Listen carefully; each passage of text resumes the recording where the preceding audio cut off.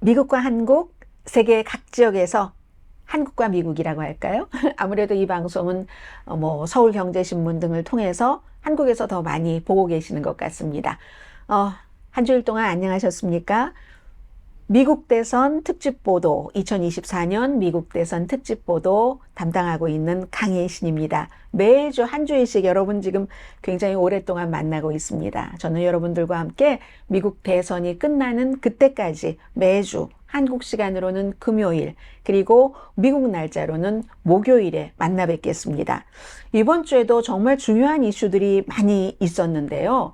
이번 주에는 제일 사람들이 깜짝 놀랐던 것이, 또 트럼프 후보를 지지하시는 분들이 무척 좋아했었던 것이, 트럼프가 경합주에서 해리스 후보를 지난 8월과는 달리 세 군데 주에서 앞섰대 하는 내용이었습니다. 그런데 그게 얼마나 그냥 하루살이와 같았는가, 부질없었던가, 그리고 왜 그런 일들이 일어나는가 하는 것을 조금 말씀을 드리겠고요. 지금부터 이제 11월 5일까지는 좀 기간이 남았잖아요. 오늘, 내일, 적어도 제가 다음 주에 여러분들을 다시 만날 때까지의 여론조사에서는 누가 이기겠다 하는 짐작을 하기가 무척 어렵다는 것부터 먼저 말씀을 드립니다. 승리 가능성을 판단하기가 무척 어려운 단계거든요, 지금. 그러나 이제 기금 모금이라든가 아니면 이제 후보들이 정책을 조금 내놓기 시작했기 때문에 한국도 포함되는 경제 정책이라든가 이런 것들이 있고, 다른 해 같으면은 부통령 후보의 토론은 거의 전혀 주목받지 못하는데 올해 딱 한 번 있잖아요. 한국 날짜로 10월 1일이 화요일일 겁니다. 아침 10시, 로스앤젤레스 시간으로는 저녁 6시에 공화 민주공화 부통령 후보들이 딱 한 번 토론이 있는데, 이게 굉장히 중요한 역할을 할 수도 있습니다. 지금처럼 접전일 때는요, 뭔가 새로운 것들이 없잖아요. 현재로서는 아직 대통령 후보들이 다시 토론할 것 같지 않고, 그럴 때는 부통령 후보들의 토론이 무척 중요합니다. 그래서 오늘 이런 내용들을 중심으로 보도를 해드리겠습니다. 2024년 미국 대선 특집 보도는 캘리포니아 넘버원 모기지 융자 전문 회사 융자나라, 유럽에서 왔습니다. 유럽 관광은 미래관광 공동펀입니다. 자, 제가 앞으로도 한두 주일 정도 나오는 여론조사 지지율로 섣부르게 판단하시면은 나중에 실망하실 수 있습니다 하는 것을 말씀드리기 위해서 전제를 먼저 하겠습니다. 이번 주에 한국 날짜로는 화요일, 미국 날짜로 월요일에 정말 꽝 하고 뭐가 터졌습니다. 진보적인 신문이죠. 뉴욕타임스와 시에나 칼리지가 공동으로 여론조사를 했더니 8월 달까지는 같이 비슷하거나 해리스가 조금 앞서기도 했는데, 트럼프 후보가 경합주 7군데 가운데서 3군데에서 해리스 후보를 앞섰다. 애리조나에서, 노스캐롤라이나주, 조지아주에서 앞섰다. 이런 결과가 나와서 트럼프 후보를 지지하시는 분들은 더 볼 것도 없다. 이젠 이겼네. 왜냐하면 더군다나 뉴욕타임스 굉장히 진보적인 매체인데, 뉴욕타임스에서 할 수 없이 트럼프가 이긴다고, 요만큼 이긴다고 하는구나 라고 생각을 하셨던 분들이 굉장히 많습니다. 그런데 그 자체로도 상황을 판단하기 힘들었을 뿐더러, 제가 불과 며칠 되지 않았거든요. 그게 23일이었고 미국 날짜로 지금 오늘이 26일인데 오늘 지금 보니까요, 그게 또 달라졌습니다. 며칠 전에 애리조나에서 트럼프 후보가 해리스 후보에 비해서 5% 앞서가고, 조지아에서는 4%, 그리고 애리조나에서 5%, 노스캐롤라이나주에서 2% 앞서간다고 했거든요. 그런데 지금 며칠 사이에 같은 여론조사에서 노스캐롤라이나 동률입니다. 애리조나 5%에서 2% 앞서가는 것으로 줄어들었고, 조지아주는 4%에서 2%로 줄어들었습니다. 그러니까 이게 얼마나 하루살이와 같은 여론조사냐, 그런 것을 알 수가 있고요. 그리고 실제로 그때 여론조사를 할지라도 트럼프 후보가 그 세 주에서 이긴다, 만약에 이겼다 하고 선거인단을 계산하면 43표거든요.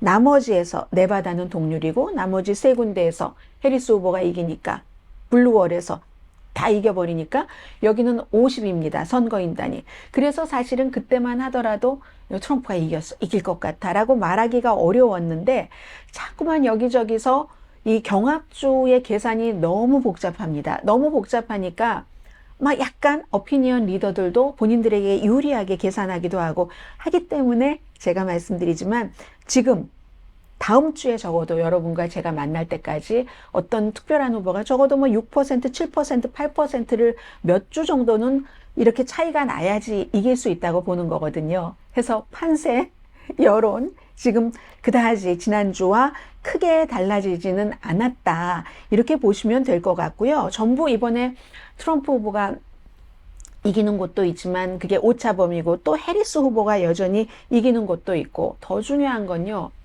그런 경합주에서 스윙 스테이트라고 우리가 부르고 있잖아요. 거기 경합주에서도 또 스윙 보러가 마음을 결정하지 않았거나 마음을 결정했어도 또 바꿀 수 있는 유권자들이 선거의 결정권을 딱 쥐고 있는 겁니다. 얼마 되지 않은 사람들. 근데 이런 사람들이 생각하는 중요한 것은요. 일반인들이 후보에 대해서 중요하게 생각하는 것과 달라도 너무 다릅니다. 이 경합주에서는요. 한 18% 정도가 마음을 정하지 못했거나 마음을 바꿀 수도 있다라고 답변을 했는데 그분들은 트럼프 후보에게서는요. 뭐 이민, 경제, 국경 이런 거 다 3%씩 밖에 중요하다고 생각 안 합니다. 35%가 기질입니다. 대통령으로서 저 사람이 진득한가, 점잖은가, 너무 아이들스럽지 않은가, 과격한가 뭐 이런 것들 있잖아요. personality 또는 뭐 temperament라고 말씀드릴까요?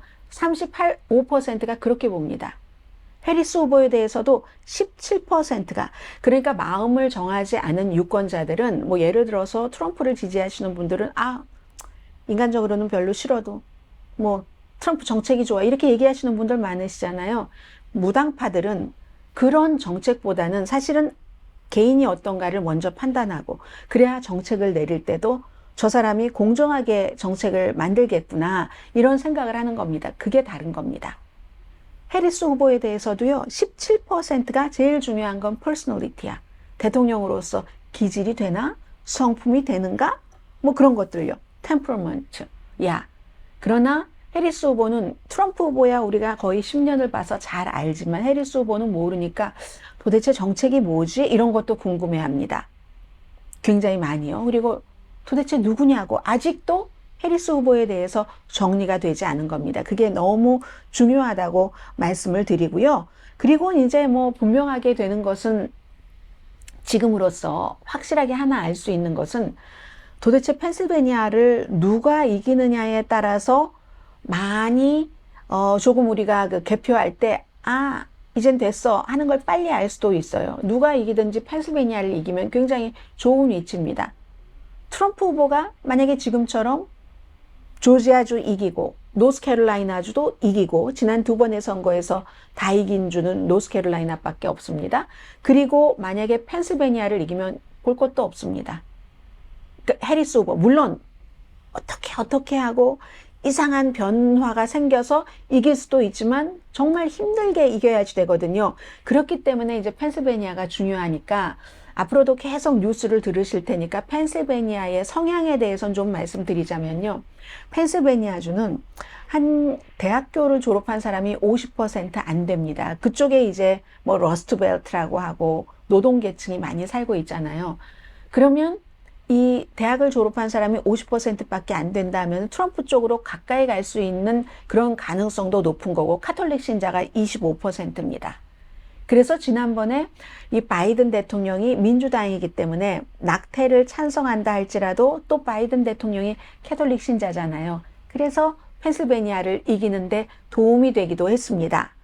또 하나는 펜실베니아 사람들이요, 유권자들이요, 지금 전체적으로 다 그러잖아요. 제일 중요한 게 경제, 국경, 이민이라고. 그것보다 더 중요하게 생각하는 건 민주주의랍니다. 근데 이것도요, 지금 펜실베니아 주에서 해리스가 약간 이기고 있는 상황에서 뭐 몇몇 매체들에서 분석을 해놓은 건지 정확하다고 보기도 참 힘듭니다. 전국 여론조사와 어떤 격전지 한 주 이런 여론조사가 굉장히 뭐 표본도 작고 하니까 좀 읽기가 힘든 거거든요. 그래서 어쨌든 이런 부분들 그리고 펜실베니아의 유권자들은 한 33% 정도가 우리가 보통 세계적으로 딱 이제 믿고 보는 신문 뭐 하면 뭐 보수 신문에서 월스트리트저널, 진보에서 뉴욕타임즈 하잖아요. 그런 분들은 33%가 그런 신문을 통해서 뉴스 접하지 않습니다. 팍스나 아니면 소셜미디어. 팍스가 아무래도 오피니언 리더들이 많기 때문에 다른 매체들보다 엄청 이제 센세이셔널하고 가짜를 많이 얘기를 하죠. 그러니까 팍스가 선거철에 가짜 뉴스 했다고 선언을 하고 법적에서 그 합의를 해서 8억 달러를 물어줬잖아요. 지난번 선거에서. 그렇기 때문에 이런 특징이 있어서 카톨릭 신자가 25%, 그리고 민주주의를 또 중요하게 생각한다네. 교육을 많이, 고등교육을 받은 사람이 좀 다른 주보다 적기도 하네. 뭐 아주 적진 않지만 이런 것들 때문에 펜실베니아, 이 성격은 우선 한번 알아두시는 게 좋을 것 같고요. 누가 이기든지 펜실베니아에서 이겨놓으면은 백악관으로 가는 길이 아주 쉬워지게 되는 겁니다. 그런데요, 제가 이 말씀을 드리기 위해서 앞에서 이번 주에 조금 아직까지도 그래? 아직까지도 그 세계주에서 트럼프가 뭐 해리스에 비해서 그렇게 앞서가고 있어? 생각하시는 분들께 이 말씀을 드리기 위해서 그 말씀을 드렸는데요. 여론조사가 굉장히 그 주에서 되는 여론조사는 퀄리티가 전국 여론조사보다 떨어집니다. 여러 가지 이유로 자주 하지도 않고요. 전국 여론조사는 늘 해오잖아요. 같은 매체들이. 이게 자주 해오지도 않고 선거에 다가와서야 하고 하기 때문에 이런 것으로 아직까지는 승리 가능성을 평가하기가 어렵고, 그리고요. 좀 전에 한 일주일, 2주일 지나면서는 조금 더 보이기도 하겠죠. 그런데요. 지금도 전문가들이 볼 때는요. 뭐 예를 들어 오늘 폴리티코 같은 데서는 펜실베니아 이기면 뭐 트럼프가 뭐 여기 이기고 하면 쉬워 이렇게 쉽게 구분도 해놉니다. 그런데 더 이 뭐 여론이나 선거 전문가들이 볼 때는 아직도요 현실적인 조합이 한 12가지는 나온답니다. 지금 이 상태에서 이 여론으로 볼 때 해서 한마디로 모른다예요. 누가 대통령이 될지 알기가 굉장히 힘들다. 그리고 항상 이제 경합주 뭐 몇 군데, 뭐 6군데, 7군데, 노스캐롤라이나까지 이렇게 정해놓는데 그것도요, 지금으로선 펜실베니아가 제일 중요하다고 하고 끝까지 그렇게 될 것 같아요. 그런데 또 다음 주가 되면, 노스캐롤라이나가 갑자기 이러이러한 문제로 너무 중요해졌어요. 하고 말씀드릴 수도 있습니다. 그리고 이미 노스코리아가 아니라 노스캐롤라이나 주에서는 마크 로빈슨이라는 현재의 그 노스캐롤라이나의 부지사고 주지사 선거에 출마한 사람이 굉장히 아주 독특한 그런 뭐 포르노 사이트에 쓴 글 등등 때문에 지금 이게 뭐 어떤 그 시한폭탄 비슷하게 돼 있거든요. 그래서 아직 모른다. 뭐 우리가 생각을 해보면 완전히 힐러리 클린턴이 트럼프 후보에게 질 때는 블루월, 위스콘신, 미시건, 펜실베니아가 무너져서 그랬잖아요. 그리고 지난번에 바이든이 이겼을 땐 거기를 다 이겼기 때문에 이래서 그런데 이번에 지금 아직도 오늘 9월 26일이고 미국 날짜로 한국 날짜로는 27일입니다. 그리고 11월 5일까지는 시간이 남아있기 때문에 어떤 변수가 있을지 우리가 예상했던 것보다 달라질 수가 있습니다. 마지막 단계까지 가는 길에서 달라지지 않을 수도 있지만 달라질 수도 있습니다. 항상 이 경합주 이 분위기가 변하거든요. 오바마 때부터. 오바마가 플로리다를 차지하리라고 누가 생각을 했겠어요? 오하이오도 차지했고 그 당시에 공화당의 거점이었는데 그래서 아직은 모른다. 다음 주에 여러분 다시 뵐 때까지도 모를 것 같다. 이렇게 말씀을 드립니다. 그러나 이제 분명한 것은 있어요. 기금 모금에 있어서 8월 달에도 카멜라 해리스가 트럼프에 비해서 거의 한 3배가량 많이 모았거든요. 그래서 지금 보면은 광고가 어마어마하게 많습니다. 그걸 이제 또 메워보려고 트럼프 후보 측에서는 팟캐스트라든가 또 아주 인터뷰를 무척 많이 하고 있고 카멜라 해리스는 가능하면 인터뷰를 안 하고 있습니다. 그 이후에 이제 솔로 인터뷰 딱 어제 한번 했는데 MSNBC 여기서 뭐 특별하게 눈에 띌 만큼 뭐 폭탄을 탁탁 말의 폭탄 이런 것도 없었거든요. 그냥 뭐 별로 큰 실수 없이 얌전하게 트럼프 후보가 너무 진지하지 않다 이런 뭐 비난 정도 하는 그런 정도로 했고 기금 모금이 그 카멜라 해리스가 잘 되고 돈이 많다는 것은 막판에 굉장히 큰 힘이 된다는 것은 분명하고요. 또 그 사이에 일주일 사이에 안보 전문가 한 400명 정도, 200명 넘게, 경제 전문가 한 400명 정도가 이러이러한 이유로 보다 안정적이고 민주주의를 생각해도 그렇고 하면서 해리스 후보를 공식 지지한 게 있고, 또 뭐 이자율이 뭐 0.5%포인트 인하됐기 때문에 그건 이제 딱 받아버린 그런 선물이잖아요. 그 2차 암살 시도, 트럼프 후보에 대한, 이건 이번에 선거에서 뭐 크게 영향을 미치는 것 같진 않거든요. 그 상황에서 트럼프 후보의 태도가 변하지 않았습니다. 경합주의 유권자들이 트럼프 후보의 태도를 중요하게 생각하고 있다고 말씀을 드렸습니다. personality, 뭐 이런 것들을. 그런데 트럼프 후보는 여전히 선거 캠페인 할 때마다 해리스 후보를 뭐 머리가 나빠, 바보 같아 뿐만 아니라 이제는 본인을 지지하지 않는 유권자들은 뭐 세 군데 그룹을 얘기를 했어요. 다 정신 이상이 있는가, 감정 받아야지 된다고, 나를 지지해야지 된다고. 그러니까 태도를 바꾸지 않고 있거든요. 이게 통할지도 모르죠. 통하지 않을지도 모르고. 그래서 이제 경제 정책에 대해서 두 후보 전부 발표를 했는데, 트럼프 후보는 지난번에 출마했을 때의 보호 무역주의보다 한 발 더 나간 것 같습니다. 동맹도 이제는 막 이제 두드리고 있어요. 한국의 일자리를 노스캐롤라이나로 가지고 온다던가, 독일의 일자리를 또 어느 주로, 또 뭐 중국의 일자리를 미국의 뭐 조지아주로 가지고 온다던가, 뭐 이런 식으로 해서 동맹의 일자리를 빼앗아 오겠다는 거예요. 우리가 그동안 빼앗겼기 때문에. 그런데 이 해리스 후보는 그렇게 말하지는 않습니다. 그냥 우리가 21세기를 향해서 아주 뭐 인공지능이라든가 항공이라든가 이런 것을 향해서 나가야지 된다고 하고, 이제 본인은 그 자본주의자인데 자본주의가 지나치게 가는 것은 경계한다. 이 정도로 굉장히 좀 안전하게 얘기를 하면서 지금까지 쭉 말해왔던 이제 중산층을 위해서 본인이 어떠한 것을 할까, 이런 것을 얘기를 하고, 트럼프 후보는 여전히 관세 엄청나게 높이고, 그리고 이제 세금도 부자에 대한 세금 깎아주고 기업에 대한 세금 깎아주는 것을, 그것으로 모든 것을 다 해결한다고 얘기를 합니다. 관세를 높이는데 왜 그것으로 자녀 양육비 여기에 혜택이 되는지는 트럼프 후보는 그렇게 얘기하지만 보통 사람들은 잘 받아들이지 못할 것 같은데, 관세가 높아지면 일반 사람들이 물건을 살 때 물건이 비싸지니까요. 아무튼 트럼프 후보의 경제 정책은 관세 인상과 특히 뭐 중국에 관한 것은 물론이고요. 뭐 관세에 대해서는 또 동맹국도 없는 겁니다.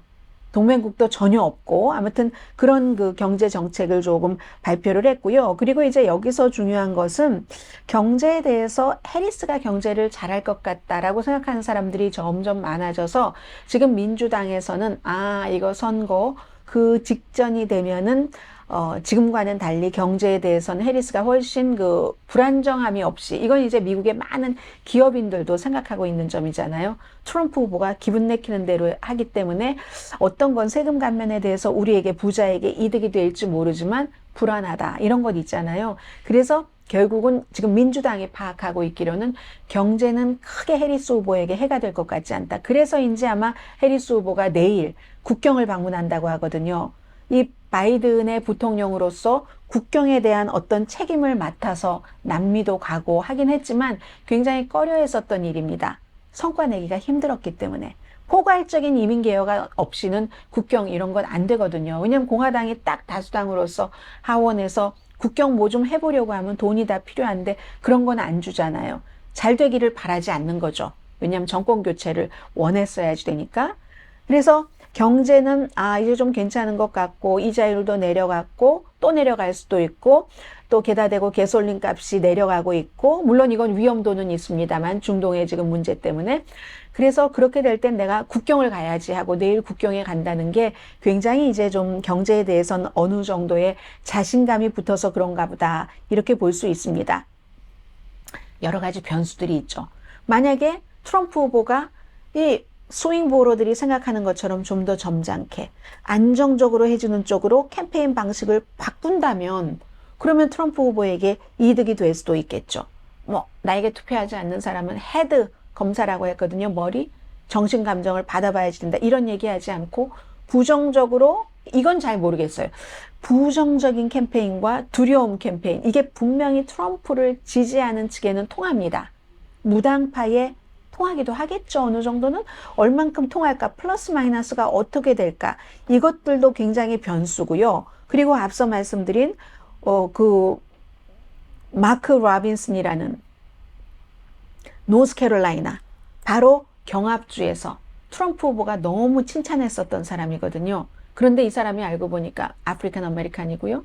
마틴 루터 킹을 공산주의자라고 하고, 나는 내가 정말 백인이 아니어서 그렇지, 나는 백인이라면 KKK단에 가입했을 거야. 노예제도도 부활시켰으면 좋겠어. 그들이. 그럼 나도 노예 몇 개 살 거야. 이런 얘기를 했었던 이 사람에 대해서는 지금 공화당에서도 몇몇 사람은 지금 부지사인데요.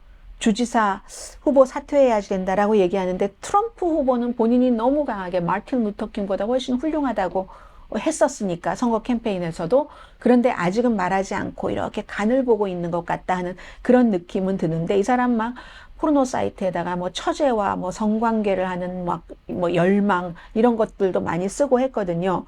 그래서 이제 뭐 이 공화당에서도 아직도 그런데 그런 후보를 지지하는 사람이 있습니다. JD 벤스 부통령 후보 같은 사람. 아니, 언론에서 말한다고 그게 다 사실이야? 라고 하는데, 그런 포르노 사이트에다가 이 같은 글들을 쓸 때의 IP 주소가 그 사람 집 주소였거든요. 그리고 또 왜 실명을 썼죠? 실명을 썼다고 하니까. 그런데도 이런 사람을 보호하니까 누군가가 이제 인터뷰하다가 들어보니까, 야, 이제 공화당은 부끄러움도 죽었는가 보다, 뭐 이런 얘기를 하는 사람도 아무튼 있었어요. 그리고 이제 조지아주의 주지사라든가 테네시의 주지사, 이런 사람은 바로 이 마크 로빈슨이라는 사람 내려와야지 된다. 이게 트럼프 후보에게도 해가 될 수 있거든요. 노스캐롤라이나 must win, 반드시 이겨야지 되는데, 여기서 저 사람 싫다고 뭔가 투표할 기분이 아니네 하고 안 나가면 표를 뺏기는 거잖아요. 이런 여러 가지 때문에 아무튼 주지사 협회의 회장과 부회장인 조지아주, 그리고 테네시 주지사는 저 사람 지지했었던 걸 철회를 했는데, 이거 시한폭탄이 될 수도 있는 그런 케이스입니다. 해리스 후보는 특별히 엄청나게 좀 위태위태한 거는 없는 것 같아요. 그 대신에 뭐 엄청나게 딱 뛰어오르는 이런 것도 없는 것 같지만, 그리고 지금부터는요, 여러분들께서 어떤 뉴스를 들으시든지 중요하지 않은 곳이 하나도 없습니다. 경합주 여기만 절대로 그렇지 않습니다. 모든 데 다 중요하고요. 그리고 또 어디서 뉴스 들으면 어느 날은 이번에는 시니어 노인표가 중요해. 젊은이 표가 너무 중요해. 뭐 히스패닉, 아프리칸 아메리칸, 백인, 안 중요한 표가 어디 있겠습니까? 다 중요한 겁니다. 더군다나 선거가 이렇게 격차가 아주 적을 때는요. 마지막으로 한 번 있는 부통령 후보 토론회를 말씀드리겠습니다. 이게 팀 월즈라는 60세의 민주당의 부통령 후보, JD 벤스라는 40세의 공화당의 부통령 후보. 이 팀 월즈는 약점은 지금 카멜라 해리스에 대해서도 너무 진보 아니야? 라고 생각하고 있는데, 이 팀 월즈도 본인의 주에서 미네소타에서 굉장히 진보적이었던 정책을 많이 썼거든요. 그것은 약함이 되고, 대신에 이웃집 아저씨처럼 이렇게 좀 뭐라고 할까요? 후덕하다고 할까요? 그래서 지금 지지율로는 JD 벤스 공화당 부통령 후보보다 훨씬 인기입니다. 왜냐하면 부통령 후보가 강한 말을 너무 많이 쏟아냈어요. IT 이민자들이 뭐 남의 애완동물까지 잡아먹는다던가, 아이를 낳지 않는 여성들을 뭐 고양이 레이디라고 한다던가. 근데 그럴 수밖에 없는 것은 아니지만, 공화당에서는요, 부통령 후보가 이제 선거에서 떨어지잖아요. 대통령도 떨어지고 부통령도 떨어지는 거죠. 세트니까. 그렇게 될 경우는 다시 그 사람 써주지 않습니다. 그러니까 이 JD 벤스는 워낙에 성향도 그렇겠지만 다 그냥 던질 수 있는 것을 지금 다 던져보는 겁니다. 그래서 이 부통령 후보에 한 분밖에 없거든요. CBS에서 하는데, 토론은 한국 날짜로, 미국 날짜로 10월 1일이니까 한국 날짜로 10월 2일이 되고요.